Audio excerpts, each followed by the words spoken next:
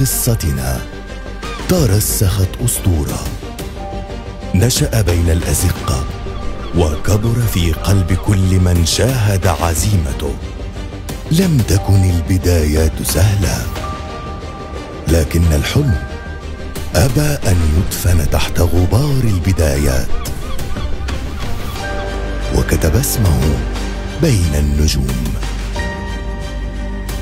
واليوم يبدأ فصل جديد في أرض الرافدين.